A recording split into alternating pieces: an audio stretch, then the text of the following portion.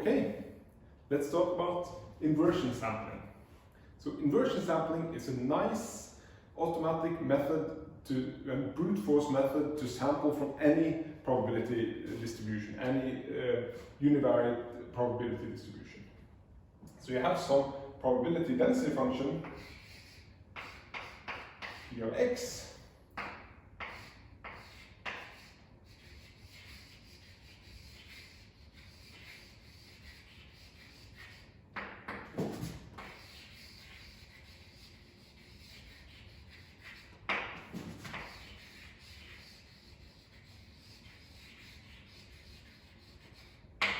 probability density function PDF.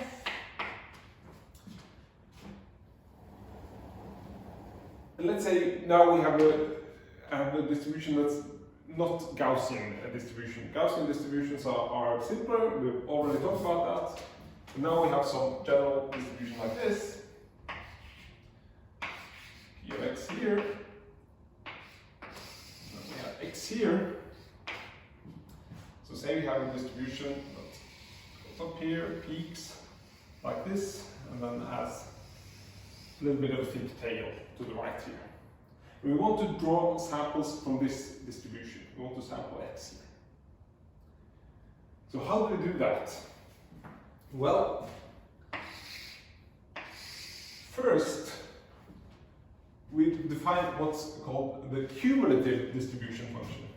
Large P from x, which is defined as the integral from 0 to x of little p of x prime here dx prime. So what this is intuitively, so if we have x prime here, what this function does is this measures the area to the left of x prime.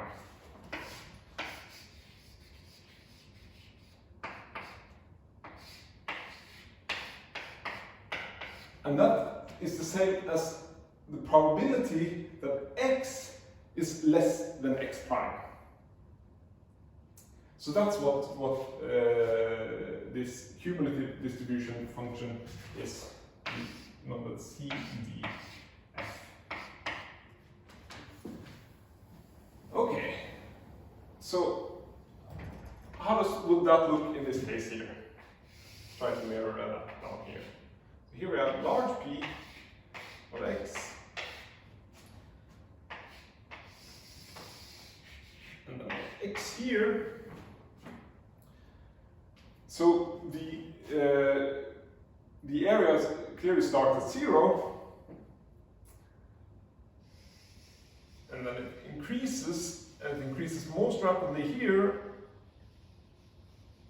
and then it goes slowly and asymptotes here to the value 1.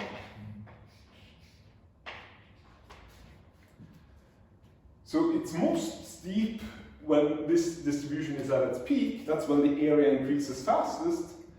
But we also get a long tail here because there's still some area left here. So we get some tail here. But of course, since this is normalized, the area under the whole curve is 1. So this function will always go from 0 to 1. Okay, so how do we use this? Well, the idea of inversion sampling is to take now a uniform variable u that's distributed according to a uniform, so it's just a uniform distribution from 0 to 1. You can easily get that on your computer. And the trick now is to sample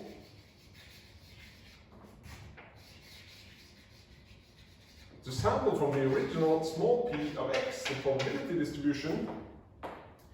We take the inverse of this large P, inverse of the CDF, and insert this uniform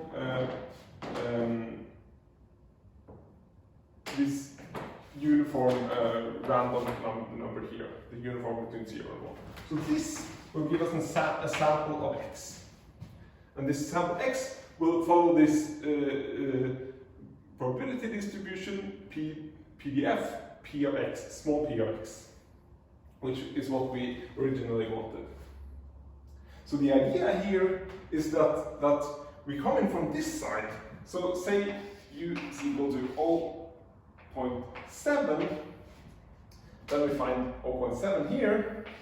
This is 0.7.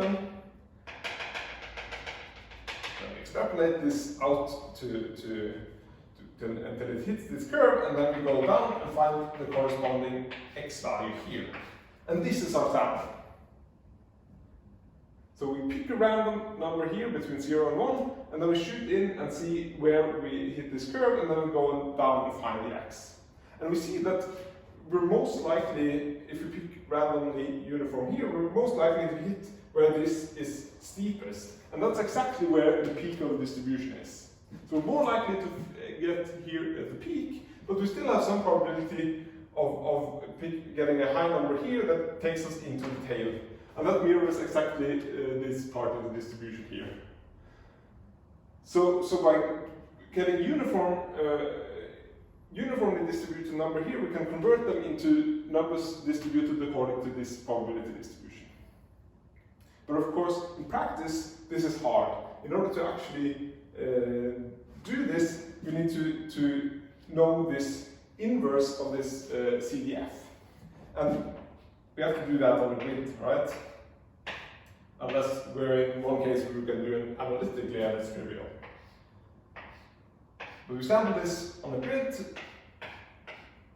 or we calculate this on a grid, and then in order to get a sample, we just pick a random number here, and then go in here and we hit between two of these values here, and then we just interpolate between these values in some way, and then we go down here and find our sample.